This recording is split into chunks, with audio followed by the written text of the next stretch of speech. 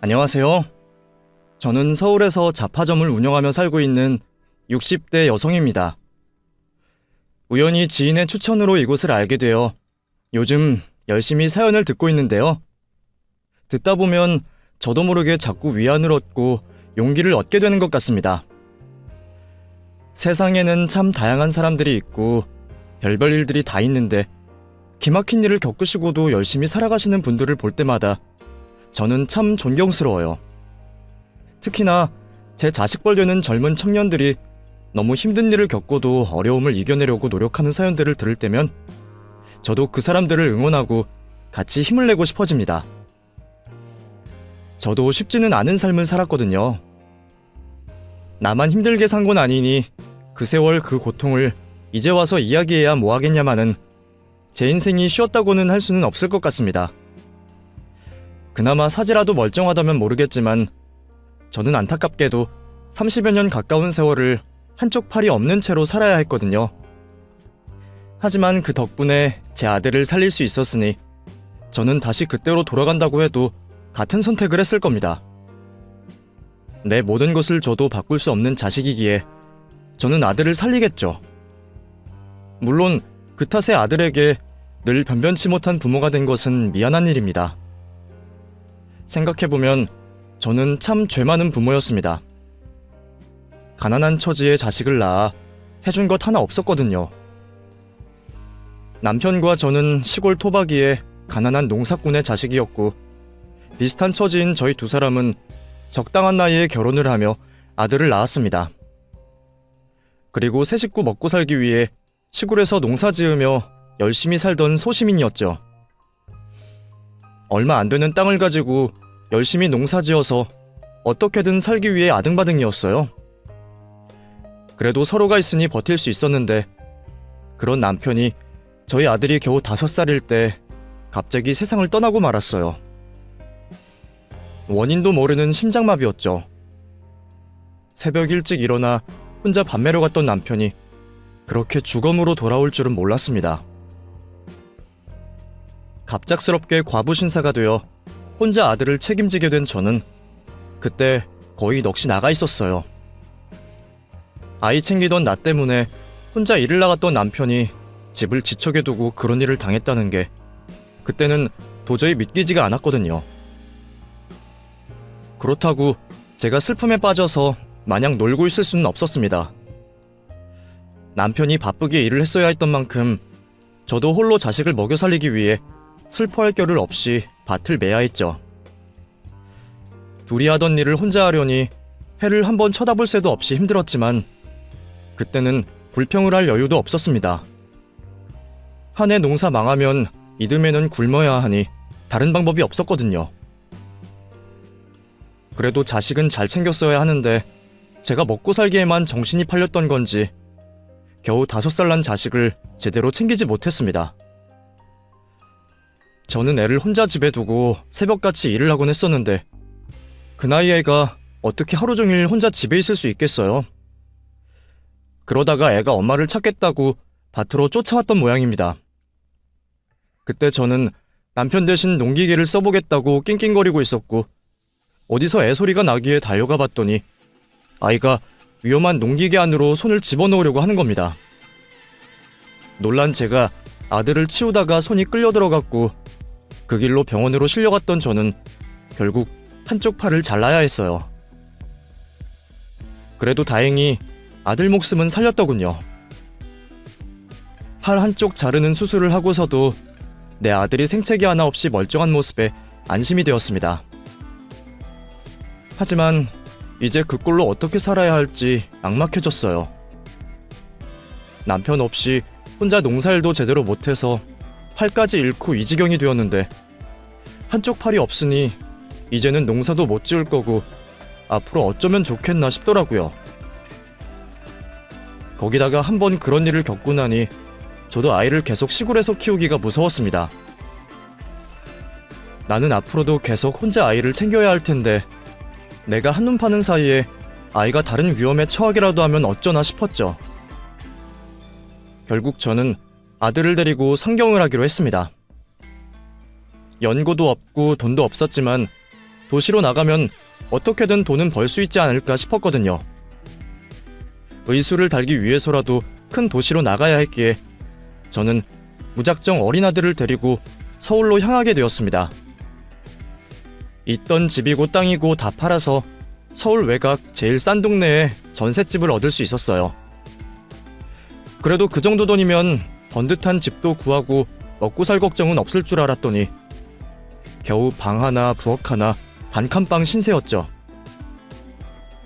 그래도 지낼 곳이 있어서 다행이다 싶었던 저는 그 후로 먹고 살기 위해 별별 일을 다 해야 했습니다. 하지만 한쪽 팔로 할 수 있는 일은 그리 많지 않았어요. 어떻게든 해보겠다고 하는데도 사장님들 모두 제 꼴을 보고 일을 써주지 않으시더군요.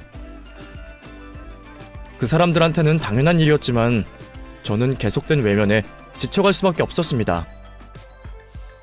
나 혼자라면 어떻게 돼도 상관없지만 먹여 살려야 할 아들이 있어서 포기할 수도 없었어요.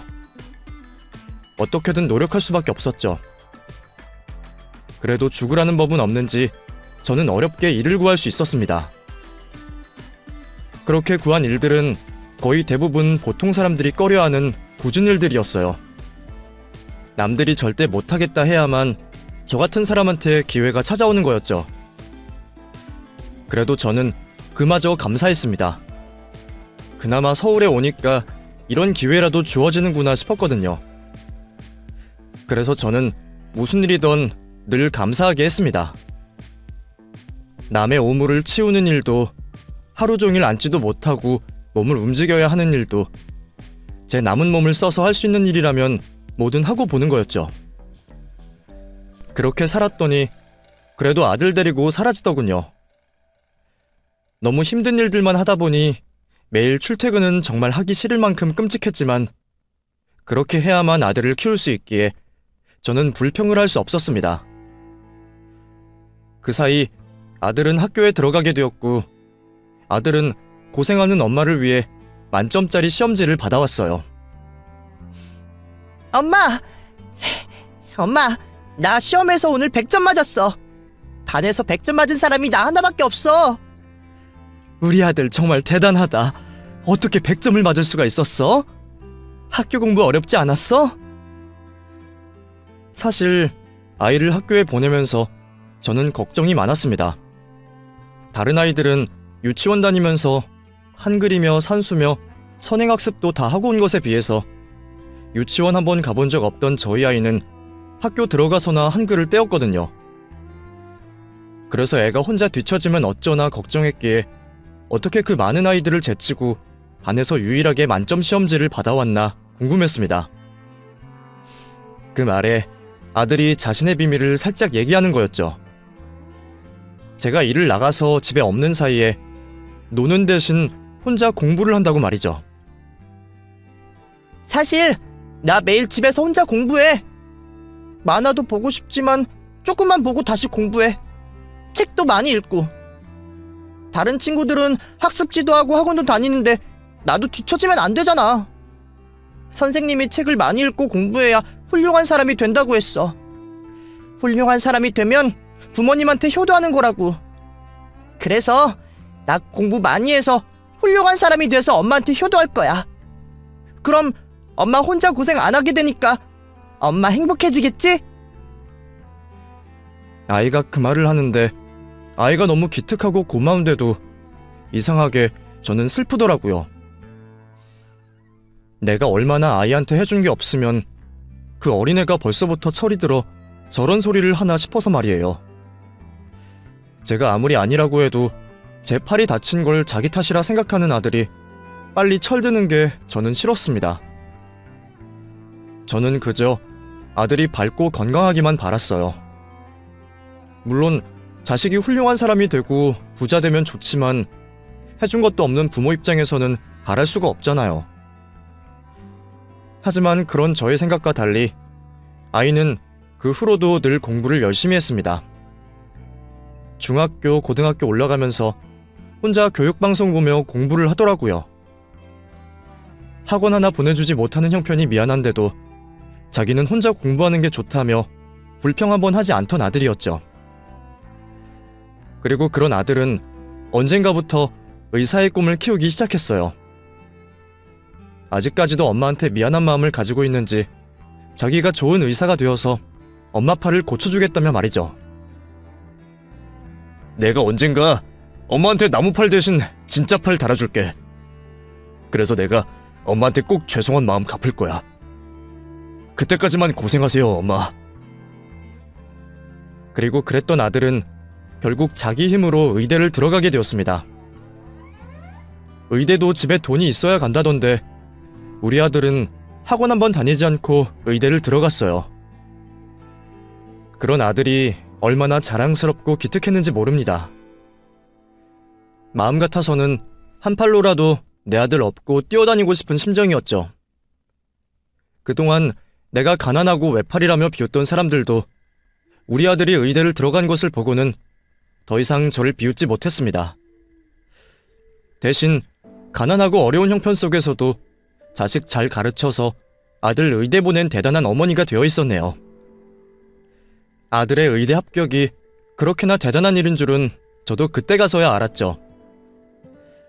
저야 해준 게 없으니 그런 말을 듣는 게 괜히 부끄럽고 죄스러웠지만 그래도 우리 아들이 남들의 부러움을 받으니 기분이 좋더군요. 그 후로도 아들은 그 힘들다는 의대 공부를 견뎌내고 인턴 레지던트를 지내며 곧 전문의 시험을 앞두고 있었습니다. 10년간 아들이 힘든 공부하면서 고생한 걸 생각하면 저는 아들에게 고마울 수밖에 없었어요. 다른 집 부모들은 의대 간 아들들에게 차도 뽑아주고 개원도 해준다 그러던데 가진 것 없는 부모는 자식에게 아무런 힘이 되지 못하더군요. 의사가 되어도 여전히 혼자 고생을 해야 하는 아들을 볼 때마다 저는 그런 아들이 제발 결혼이라도 잘하기를 바랐습니다. 나는 아들 덕 볼 생각 없으니 아들이 자기 가정 꾸려 행복하기만을 바랐죠. 그랬던 아들이 어느 날 결혼을 하겠다며 아가씨를 소개했습니다. 결혼할 아가씨가 아들과 같은 병원에서 일하는 간호사라는 말에 저는 더 마음에 들었죠. 보통 의사 자식 둔 부모들은 같은 의사나 돈 많은 부잣집 며느리 원한다 그러지만 저는 그런 욕심이나 생각도 없었고 그냥 서로 힘든 일 알아주고 이해해주는 동료를 만나서 다행이다 싶었어요. 안 그래도 매일 병원 일에 시달리느라 쉬는 날도 제대로 없이 고생하는 아이를 보며 돈 잘 버는 의사의 화려한 면만 보는 게 아니라 그런 고생을 잘 이해하고 걱정하는 아가씨를 만났으면 했거든요. 그렇게 아들이 다니는 병원 근처 식당에서 예비 며느리를 처음 보게 된 저는 두 사람이 하루빨리 결혼하기를 바랐습니다. 애초에 아들이 누구를 데려와도 반대할 생각도 없었지만 그 아가씨가 착하고 참해 보이는 모습이 저도 마음에 들었거든요. 제가 한쪽 팔이 없는 걸 보고도 얼굴 표정 하나 구기지 않고 제 손을 붙드는 아이가 예뻐 보였습니다. 어머니, 그동안 혼자 준표씨 기르시느라 고생 많으셨죠?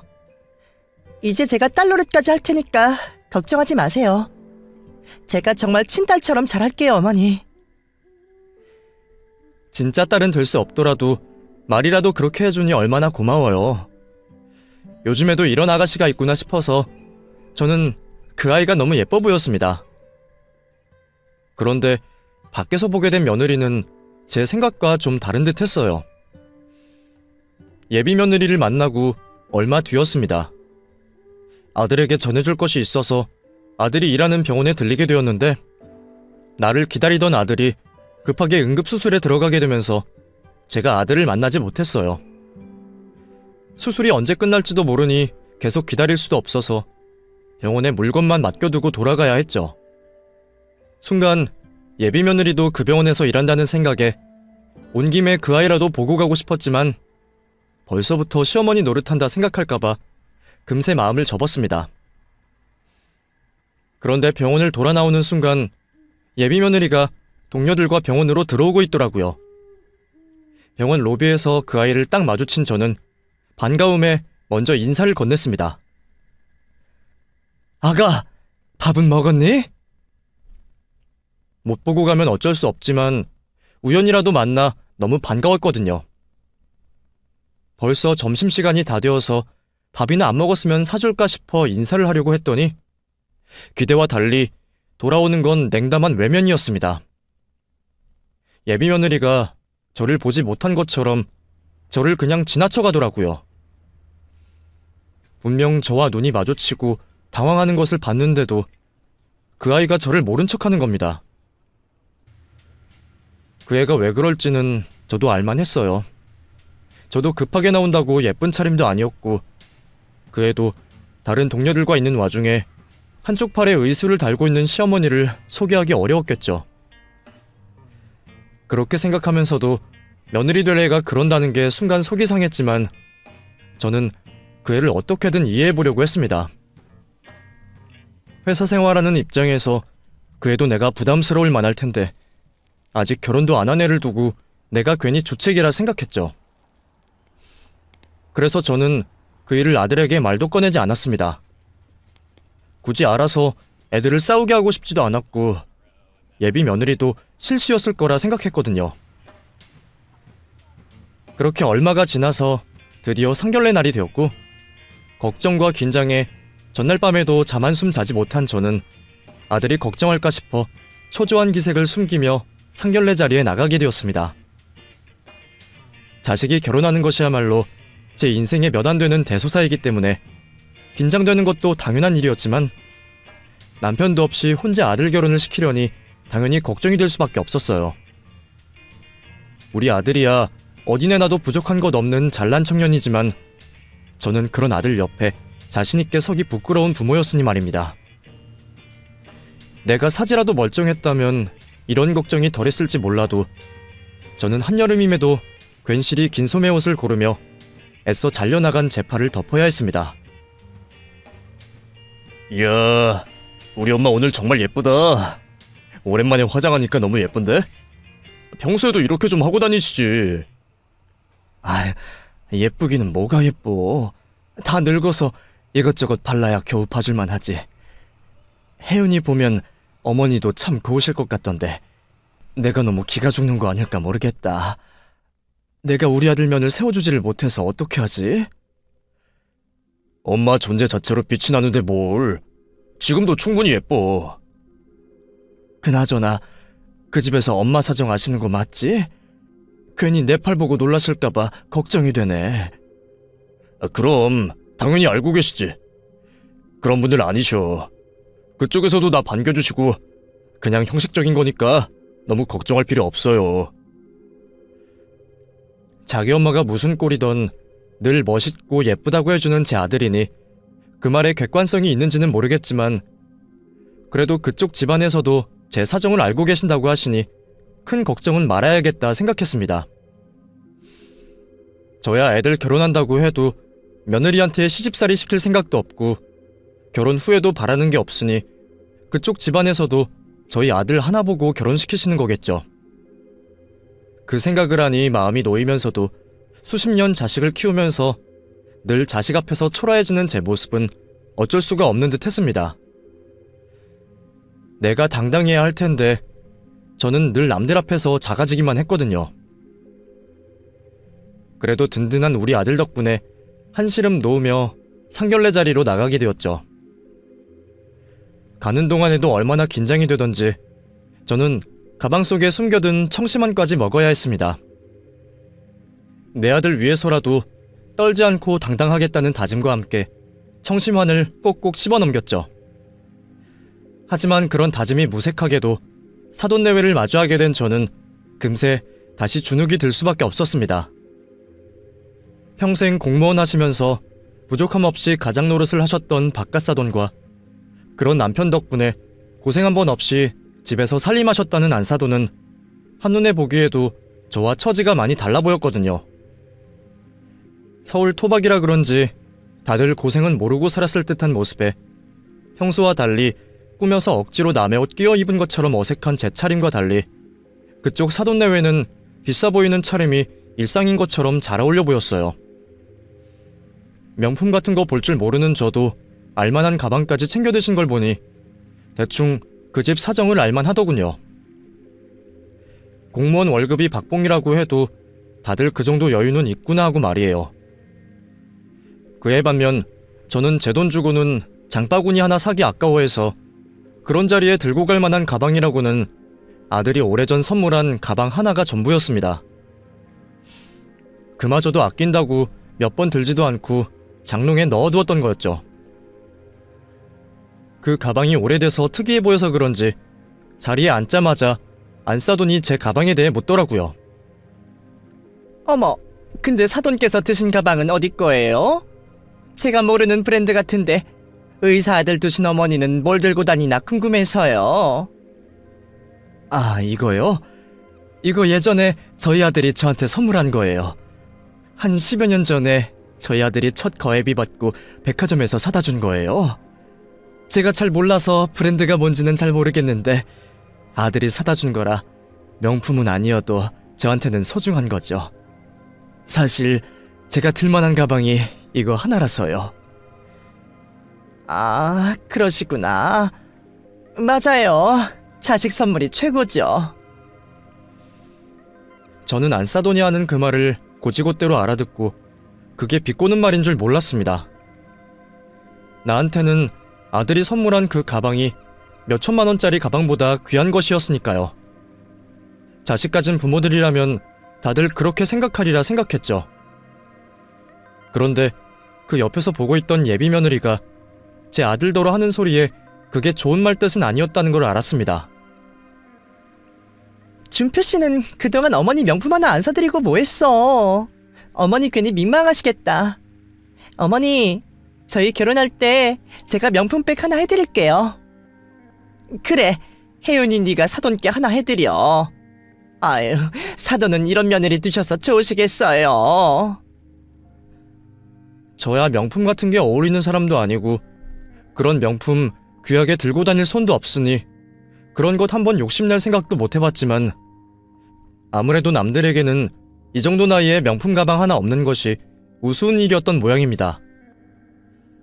그런데 그때도 제가 웃음거리가 된 것보다는 의사 아들이 나 때문에 그런 소리 듣게 된 게 속이 상했습니다. 우리 아들이 얼마나 효자인데 어쩌다 어머니한테 인색한 사람이 됐다 싶었거든요. 그래서 저는 이럴 줄 알았으면 내가 지인들한테 빌려서라도 아들 체면을 살려줄 것을 그랬구나 하며 뒤늦은 후회를 하고 있었죠. 그래도 다행히 식사는 좋은 분위기에서 진행이 되었습니다. 다만 예비 며느리가 예약한 그 식당이 휴전 한식인지 뭔지 먹기가 불편해서 좀 곤란스러웠어요. 한식당이라고 하기에 젓가락질만 하면 되겠다 싶어서 안심했는데 거기는 코스별로 요리가 나오면서 양식당처럼 나이프를 쓰게 하더라고요. 아무래도 양식기는 양쪽 손을 다 써야 하다 보니 저한테는 불편해서 밖에서는 먹지를 않는데 하필이면 인생에서 제일 중요한 상견례 자리에서 그런 일이 벌어져서 당황스럽다 싶었죠. 양식기가 나온 걸 보고 저희 아들이 제 대신 접시를 가져가서 일일이 잘라주었는데 그게 아들에게는 고맙지만 사돈 보기에는 참 민망스럽더라고요. 엄마, 제가 썰어드릴게요. 이거 제가 먼저 썰어두었으니까 포크로 드세요. 이건 제가 잘라서 먹을게요. 그래, 고맙다 준표야. 다들 먹기 바쁜데 저는 아들한테 도움받고 아들은 제 대신 제 식사 챙기느라 자기 입으로는 뭘 먹지도 못하고 있으니 정말 미안해 죽겠는 겁니다. 어머, 사돈이 칼질을 못하시는구나. 세상에, 그러게 사돈이 한쪽 손이 불편하신 걸 알고 있었는데 이런 일이 있을 줄은 몰랐네요. 아유, 저희 혜윤이가 식당을 잘못 잡았나 봅니다. 얘가 시어머니 맛있는 거 대접하고 싶다 그러더니 그저 맘만 있는데 고르다가 이렇게 되어버렸나 봐요. 죄송해서 어떻게 하죠, 사돈? 아닙니다. 저는 괜찮아요. 원래는 저도 한 손으로 잘 먹는데 오늘은 사돈이랑 며느리 앞이라 제가 지저분하게 하기가 그래서요. 저야말로 죄송합니다. 그래도 음식은 참 맛있습니다. 새아가가 식당을 참 잘 고른 것 같네요. 덕분에 제가 이런 것도 먹어보고. 고맙다 아가. 잘했어. 죄송해요, 어머니.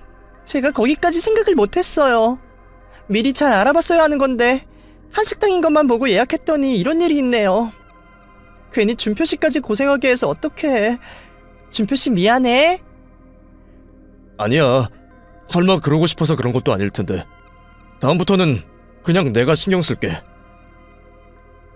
아까부터 아들의 표정이 조금은 굳어있는 것을 보았던 저는 아들이 혹시 예비 며느리에게 싫은 소리라도 할까 걱정이었습니다. 자리가 자리인 만큼 저 때문에 괜히 둘이 싸우지 않았으면 했거든요. 괜히 속상할 아들 마음도 이해는 하지만 그 애도 설마 알고 그랬을까 싶었어요. 아니다. 나는 정말 괜찮은데. 준표, 너도 세아가한테 그렇게 말하면 어떻게 하니? 괜히 세아가 마음 불편하게. 우리 김서방이 어머님 때문에 속상했구나. 김서방, 내가 혜원이 대신 사과할 테니 마음 풀게. 애가 의욕만 앞서서 그래. 그래도 나쁜 의도는 아니니 이해하게. 그럼요. 저도 혜윤이가 의도가 있었다고 생각은 안 해요. 평소에는 혜윤이가 센스 있어서 알아서 신경 써줄 거라 생각했는데 미리 체크 못한 제 탓이겠죠. 그래, 김서방이야 워낙 모든 차라니 실수도 없지만 우리 애는 좀 덤벙대고 그러잖아. 안 그래도 저는 김서방 볼 때마다 참 부러웠어요. 아니, 사돈께서는 어떻게 저렇게나 아드님을 잘 키우셨습니까? 형편이 넉넉한 것도 아니고 남편도 없이 혼자 자식 건사하는 것만으로도 버거우셨을 텐데 장학금까지 받으면서 의대 나온 게 쉬운 일은 아니잖아요. 저는 애 간호대 보내놓고도 애가 매일 밤새는 거 보면서 같이 고생했거든요. 아닙니다. 저야 뭐 한 게 있나요? 그냥 애가 혼자 알아서 잘해준 거죠. 안사돈 말씀대로 저는 돈 벌어서 먹고 살기만 바빴지 애 공부고 뭐고 신경 쓸 겨를이 없었거든요. 오죽하면 한글도 못 가르쳤는데요. 근데 우리 준표가 어려서부터 엄마 호강시켜주겠다고 그 소리를 맨날 했어요. 그래서 의사 선생님 돼서 제 팔 고쳐주겠다고 그러더니 정말 자기 혼자 힘으로 의대에 들어가더라고요. 저는 자식한테 해준 것도 없는데 혼자 노력한 아들 덕분에 분에 넘치는 칭찬을 받게 되었네요.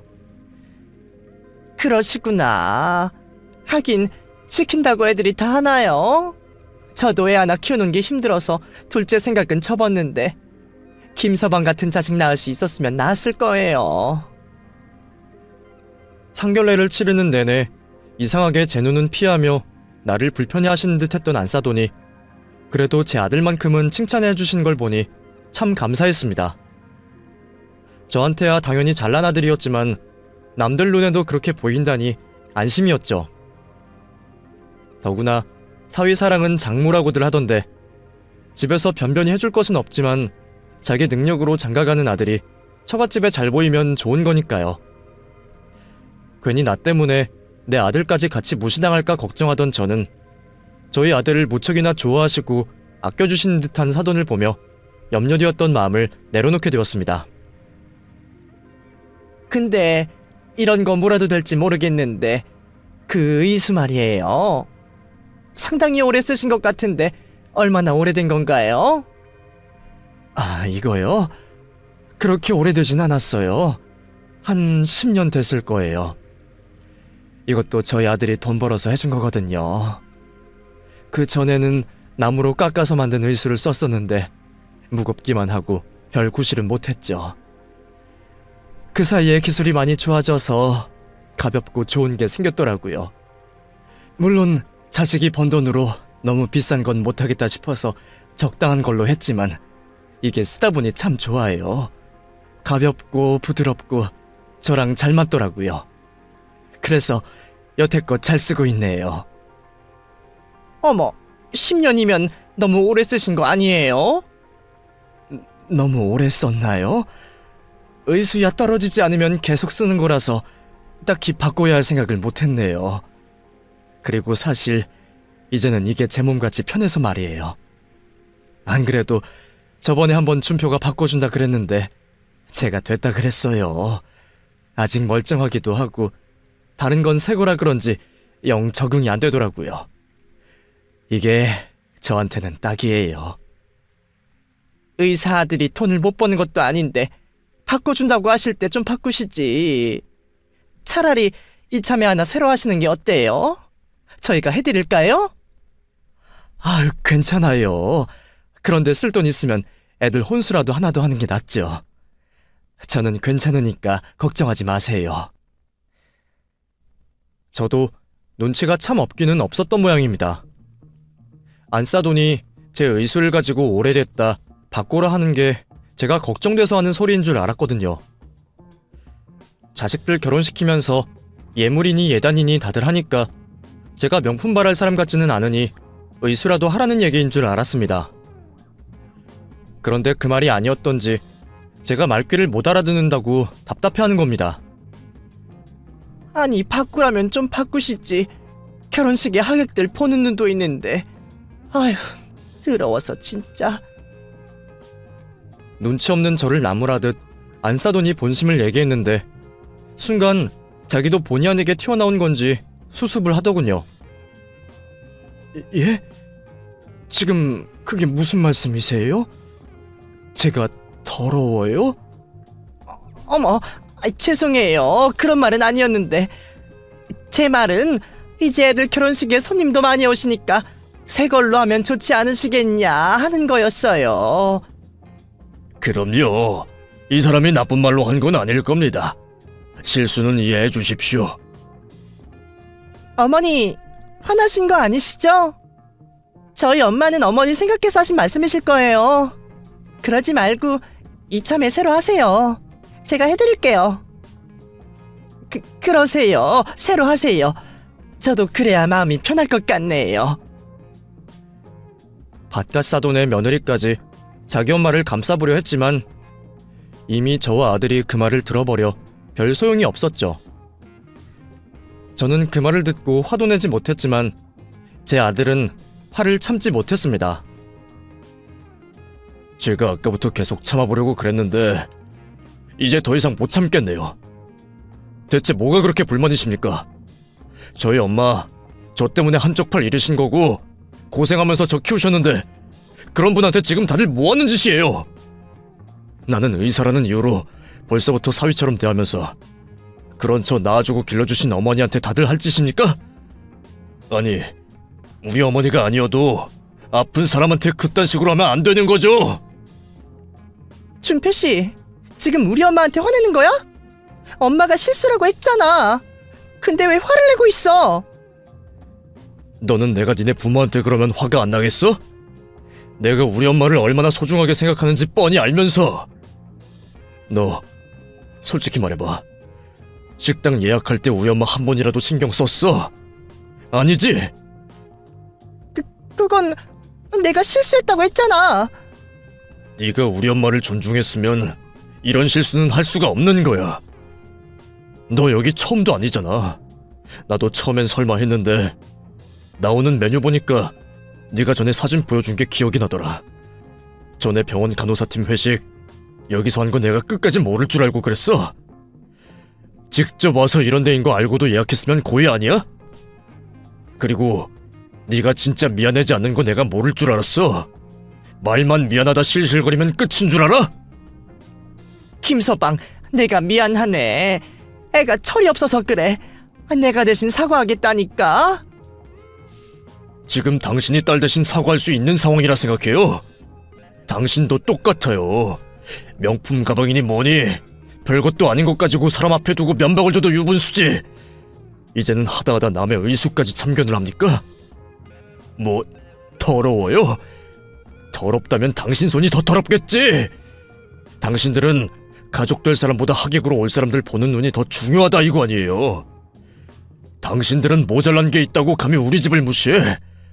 나도 당신들이랑 같은 사람 되고 싶진 않지만 똑같이 대우해주자면 내가 뭐 아쉽다고 간호사랑 결혼을 합니까? 어헛! 자네 진짜 이렇게까지 해야겠나? 다들 미안하다고 하는데 적당히 넘어가 줄 줄도 알아야지. 우리 식구가 잘못한 것도 맞고 자네 화난 건 알겠으니 그쯤 하게. 어쨌거나 앞으로 결혼해서 가족 될 사이인데 벌써부터 이렇게 얼굴 붉혀야 되겠어? 아니요, 장인어른. 이제 와서 굳이 말리실 필요 없습니다. 공무원이라 융통성이 없으신지 말귀를 못 알아들으시는 것 같은데 제가 왜 그쪽 식구들이랑 가족이 됩니까? 저 이 결혼 안 할 겁니다. 나야말로 아쉬울 것 없는 사람이고 사람 앞에 두고 천박하게 그딴 소리 하는 당신들이랑 이 결혼할 생각 없으니까! 그 순간 아들은 더 이상 화를 참지 못하고 밥상을 뒤엎어버리며 파혼을 얘기했습니다. 그대로 테이블이 엎어지며 그 집 식구들 쪽으로 음식이 쏟아졌고 그 사람들은 비싼 옷 위에 음식들이 잔뜩 묻어 지저분한 꼴이 되었죠. 자, 이제 누가 더 더럽죠? 더러운 건 씻고 지우면 그만이지만 당신들처럼 속이 더럽고 천박한 건 고치지도 못해요. 뭐 당신들이야 우리 엄마 의수 보고 더럽다고 하니 피차 일반일지 모르겠지만 그러니까 서로 더러운 꼴 보지 말고 이 결혼 없던 걸로 합시다. 오해윤, 우리 완전히 끝이니까 너도 앞으로 병원에서든 어디든 나 아는 척 할 생각 하지 마. 아들이 그렇게까지 했으니 그건 완전히 파혼을 하겠다는 말이었겠죠. 그 와중에 저는 너무 놀라 아무 말도 하지 못하고 가만히 아들을 지켜볼 수밖에 없었습니다. 그렇게 정신없이 아들 손에 붙잡혀 상견례장을 떠나온 저는 괜히 미안한 마음에 아들에게 아무 말도 할 수 없었습니다. 아들 역시 제게 무슨 말을 해야 할지 모르겠는지 쉽게 입을 떼지 못했죠. 결국 서로 입을 열지 못하고 차를 타고 집까지 가게 되었습니다. 조용히 정막만 가득한 차 안에서 문득 옷소매로 가린 제 의수를 바라보게 된 저는 그때 참 많은 생각이 들었어요. 처음에는 나 때문에, 못난 내 처지 때문에 내 아들까지 무시를 당하고 안 해도 될 파혼을 했구나 싶었는데 내 아들이 선물해준 의수를 찬 손을 가린 저를 보자 그게 그 사람들의 잘못이 아니라 내 잘못같이 느껴지는 겁니다. 내가 스스로 내 처지를, 내 의수를 부끄러워하고 있었으니 처음부터 내가 그 사람들에게 나를 무시할 여지를 주었구나 싶었죠. 우리 아들은 자기가 힘들게 번 돈으로 엄마에게 자랑스럽게 의수를 맞춰주었을 텐데 나는 그런 아들의 마음을 모르고 스스로를 비관했구나 싶었습니다. 그제서야 저도 머리를 한 대 맞은 듯 충격을 받게 되었죠. 그렇게 생각을 하게 된 저는 집에 돌아가서도 아들에게 파혼을 물리라는 소리를 하지 않았습니다. 애초에 남의 처지 가지고 비웃고 무시하는 집안이랑은 결혼을 하지 않는 게 맞구나 하는 걸 깨달았거든요. 전에는 나 하나 무시당해도 내 아들은 잘난 의사이니 나랑은 상관없이 잘 살 거라 생각했는데 그 아이에게 유일한 부모인 제가 무시를 당하는 게 내 아들을 같이 무시하는 일이라 생각하니 아들이 그런 일을 당하게 할 수는 없었습니다. 부모가 자식의 자랑이 되고 명예가 되어야 내 자식의 앞날도 빛날 거라는 생각을 너무 늦게 하게 되었네요. 그래, 잘했다. 준표, 네가 아까 했던 말 틀린 말 하나도 없어. 어디 그것들이 우리 집을 무시하고 있어? 우리가 어떤 사람들인데? 나도 그런 사람들이랑 사돈 맺을 생각 없구나. 이제는 네가 다시 그 애랑 결혼하겠다고 해도 말릴 참이다. 엄마, 그 말 정말이야? 나는 엄마가 날 혼내고 당장 가서 파혼 무르고 오라고 할 줄 알았는데. 내가 뭐 알아? 네가 뭐 잘못을 했다고. 너는 오늘 엄마와 너의 명예를 지킨 거야. 엄마도 네가 오늘 하는 행동을 보고 내가 당당해야 자식이 당당해진다는 걸 깨달았다. 엄마는 그걸 이제서야 알았지만 이제라도 알았으니 나도 자식 앞에서 당당해져야지. 아들은 제가 결혼을 다시 하라고 할 줄 알았는지 놀란 토끼 눈으로 저를 바라보는 겁니다. 물론 이전에 저였다면 제가 먼저 그 집을 찾아가서 머리를 조아리고 사과했을지도 모르겠네요. 저는 원래 저를 낮추고 제 아들을 높이던 어미였으니 말입니다. 근데 아들이 늘 저를 부끄러워하지 않고 당당하게 하는 것을 보고 저도 많은 걸 배웠습니다. 자기 어미가 무시당한 걸 보고 결혼까지 포기하는 아들에게 저도 뒤지지 않고 싶었고, 아들의 그런 결정을 제가 함부로 무시하고 싶지 않았습니다. 그렇게 아들은 제 응원에 힘입어 확실히 파혼을 결정했죠. 그런데 며칠 뒤 어떻게 알았는지 기대하지 않던 손님들이 집으로 찾아왔더군요. 바로 예비며느리와 안사돈이었죠. 예비며느리 만날 때도 못난 집구석 보여주기 싫어서 밖에서 만났더니 아들이 알려줬을 리도 없는데 어떻게 주소를 알아서는 연락도 없이 저를 찾아온 겁니다. 어머니, 저예요. 문 좀 열어주세요. 사돈, 저희가 사과드리러 왔습니다. 제발 문 열고 저희 말 좀 들어주세요. 정말 이대로 애들 결혼 엎으실 생각은 아니실 것 아닙니까? 저희끼리 얘기를 해보고 김서방 마음을 돌리시죠. 그게 끝까지 저를 무시하는 것처럼 느껴져서 기분이 더 나쁘더라고요. 상견례 자리에서 그런 소리까지 듣고 더 이상 기분 나쁠 일이 있을까 싶었는데, 우리 아들 마음을 돌리겠다며 나를 찾아온 그 모녀가 참 기가 막혔죠. 저는 그 사람들을 집 안으로 들이지 않고 문 앞에 세워두었습니다. 애초에 드릴 생각도 없었지만 긴 얘기를 할 것도 아니었거든요. 여기는 대체 어떻게 알고 찾아온 겁니까? 집 주소를 어떻게 알았어요? 어머니, 제가 준표씨 여자친구인데 집 주소도 모르면 되나요? 어머니, 저랑 엄마가 직접 사과드리려고 왔어요. 그날은 저도 당황해서 말은 못했지만 저 정말 그런 사람 아니에요. 제가 어머니를 얼마나 좋아하는데요. 네가 날 보고도 눈 하나 깜짝 않고 그런 소리를 하는 걸 보니 그동안 네가 나를 얼마나 무시했는지 알겠다. 근데 내가 팔이 없는 거지 눈이 없고 입이 없는 게 아니거든? 내가 너한테 할 말이 없어서 안 했을 거라고 생각하니? 나도 시어머니인데 며느리 잡을 줄 몰라서 안 잡았겠냐 말이야. 네가 그때 병원에서 나 봐놓고 피하는 거 내가 몰라서 말 안 했을 거라고 생각하지 마라. 우리 아들이 파혼까지 결정했는데 내가 이제 와서 너를 귀여워해줄 이유가 뭐가 있겠니? 그쪽도 의사사위 보고 싶은 욕심은 알겠는데 이미 다 늦었습니다. 제가 더 할 말은 없겠네요. 사돈, 다 제 탓입니다. 얘가 뭘 알고 그랬겠나요? 그저 외동딸로 오냐오냐 키운 제 탓이죠. 그동안 고생 한번 모르고 자라서 남 생각할 줄 몰라서 그런 겁니다. 그렇다고 나쁜 애는 아니니까 가르치신다고 생각하고 다시 한번 생각해 주세요. 이미 주변에 결혼한다고 말까지 다 해놨는데 이제 와서 파혼한다 그러면 저희가 어떻게 되겠습니까? 제발 너그럽게 용서해 주시고 김서방 마음 좀 돌려주세요. 글쎄요. 왜 아직도 저를 사돈으로 부르시고 제 아들을 김서방이라 부르시는지 모르겠지만 지금도 남들 볼낯이 더 중요한 거 보니 앞으로도 저희가 서로 사돈 소리를 할 일은 없겠네요. 저는 그 말만 하고 현관문을 다시 닫아버렸습니다. 아들과 달리 저를 만만하게 보고 아들 마음 좀 돌려달라고 찾아왔는데 제가 그렇게 말을 할 줄은 그 사람들도 몰랐던 모양입니다. 당황을 했는지 말도 못하고 한참을 현관 앞에 서 있다가 돌아가더라고요.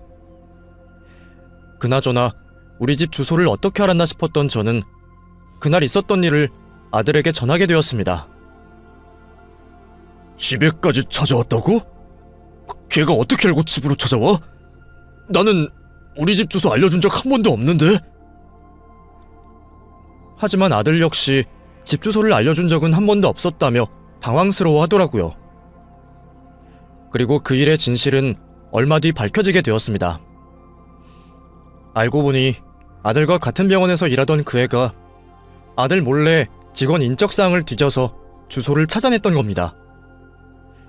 인사과 지인에게 살짝 부탁해서 말이죠. 개인정보가 빼돌려졌다며 병원을 뒤져 난리를 친 아들 덕분에 그 아이를 도와준 지인의 실토로 밝혀지게 되었죠.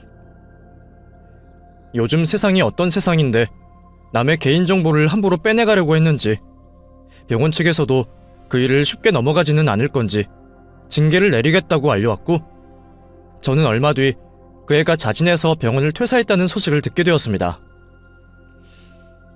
자기가 잘못한 일로 징계를 받기가 가혹하다 싶었는지, 아니면 하온한 사이에 스토킹까지 했다는 소문이 붙어 창피해서 그런지는 모르지만 병원에서 직접 나서기 전에 자기 발로 나가주었네요. 가뜩이나 둘이 계속 같은 병원을 다녀야 할지 불편해하던 아들이었는데 저희에게는 잘된 일이었죠. 그 후로도 아들은 계속 병원 일을 바쁘게 다니며 여느 때와 다름없는 일상을 보냈습니다.